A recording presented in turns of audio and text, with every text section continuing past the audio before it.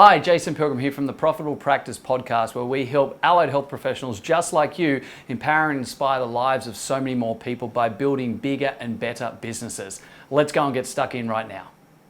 It's always really an interesting discussion when we talk to health providers and medical providers in regards to price. What do we charge for our services, what we think we're worth, what we get told that we're worth in some of the different government or workers' compensatory systems, NDIS, and all of these different things is quite amazing. But there's a couple of parallels between undercharging and scarcity mindset, etc. And we're going to dive into those right now because it's super important and you should be lifting your prices because none of your clients are actually buying on price.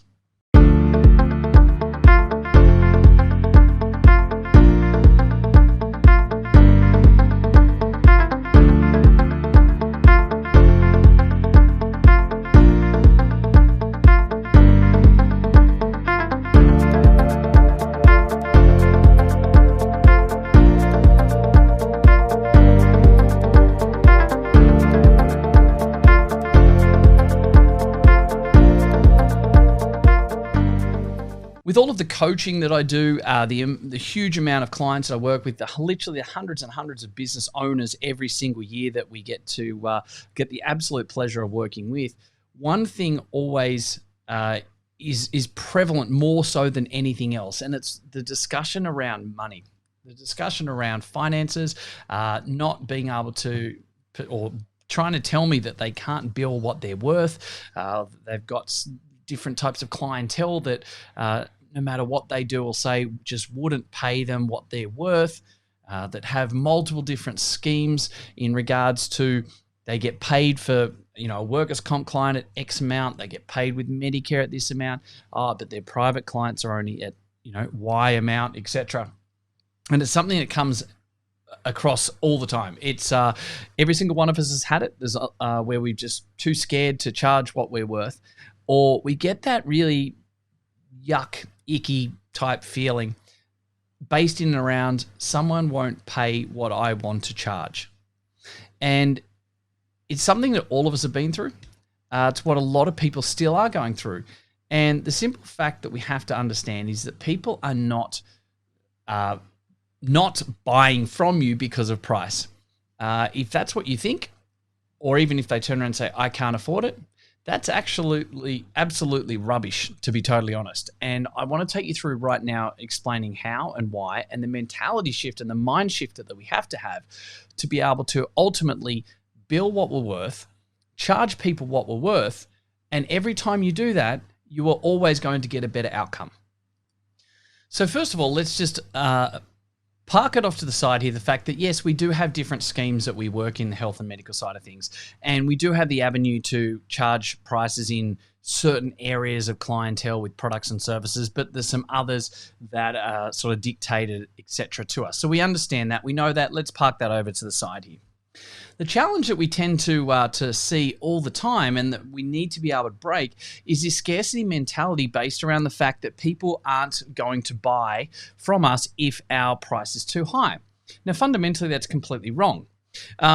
It never holds true. It might be 1 in 1,000 people actually make a purchasing decision of that. And there's a couple of things that we need to stop and think about right here and right now. And that is firstly that when it comes to making a purchasing decision, cost is normally the third or fourth factor that people decide upon. First of all, they're making an emotional buying decision. They're basing it on value. They're basing it on their belief of whether you can deliver the right results. And when you stop and think about the 4 reasons why people don't buy for us, and we start to stop and think about, things like the certainty of success, the risk, the friction points, etc., we start to go, it really is the 4th or 5th avenue of what people are actually making purchasing decisions from. And most people have a thing called leap of faith pricing. And so what that means is it's like at the end of the Indiana Jones movie, I think it's not Raiders of the Lost Ark, maybe it is, or The Last Crusade, and he has to step out off the platform. And he's sort of taking that leap of faith, right? That he steps out and that he's got faith that there's something there and that he's going to be able to, it's okay type of scenario, not going to fall into the chasm to die. And when you think about it, that leap of faith pricing works in this type of realm. Someone works out roughly what they think is fair and reasonable, which is always understated. They convince themselves that it's still too much, so they lower it again. Quite often they'll look at other competitors in the marketplace in their area, and they'll try and undercut based on the fact that, oh, if I'm cheaper, I'll pick up more clients. Fundamentally, one, you don't, first of all. Two, all you're doing is creating a race to the bottom that you actually never want to win because you're the first one that gets the pleasure of closing your doors and declaring bankruptcy.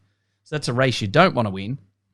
But the other avenue around this is it's a leap of faith pricing. You basically are convincing yourself that this is the amount that someone is prepared to actually pay. I think they would be okay to do the following. I think that I could sell it to them and explain it to them and they would pay X amount of dollars, right? They might pay $80. And what we always do with leap of faith pricing is we then actually step back from that point and undercut ourselves. So we then convince ourselves, well, if 80 is the mark, $78 sounds better. And you go, well, it sounds better based on what? And so fundamentally, all you're doing is creating a race to the bottom. You're saying that I'm cheaper, so I'm worse. I don't deliver the results. I'm not as good as the person. Because what we do know is that people have this fundamental belief that the people that charge the most amount of money are the people that are the best. Now, if you stop and think about the health business side of things and the medical business side of things, it's really chalk and cheese. You will actually have a lot of doctors, and particularly specialists, charge exorbitant amounts, or what some people perceive as exorbitant amounts.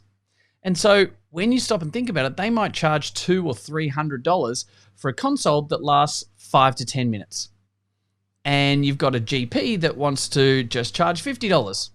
Now, we're not going to get into the nitty gritty and their authority and their specialties and their expertise and those type of scenarios, but is there actually that big of a discrepancy between what you're getting with 5 to 10 minutes with the specialist and what you're getting for the same 10 minutes with a GP? And in most cases, there's not.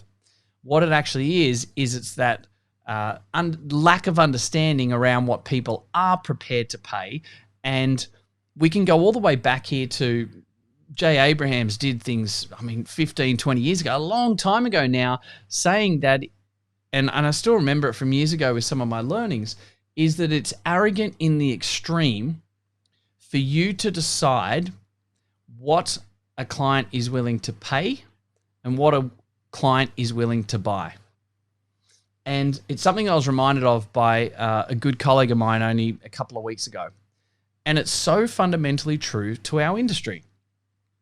People like to, and the vast majority of people will look at like a workers' comp rate or an NDIS rate, and then they'll actually reduce that significantly by 30%, 40%, compared to what they then might charge a private client that's paying out of their own pocket. And the justification is always based in around the fact that they won't pay it if I charge. That's rubbish. People are in a situation where they choose to buy, most people will buy significant amounts of alcohol when they go out in the week or from the bottle shop. There's a lot of people that will have several bottles of wine with their family at dinner over the course of a week. There's some people that choose to spend, $25 or whatever for a pack of cigarettes every day.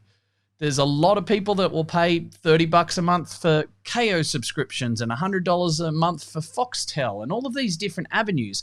So it's not actually the fact that they can't afford it.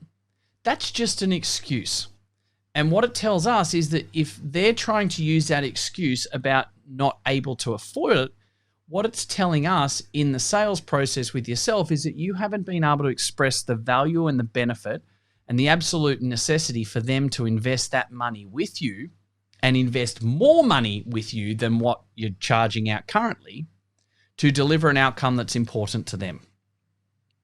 And that's a really critical thing for us to stop and think about. We deliver a great service, we change their life, and we need to come better at sales.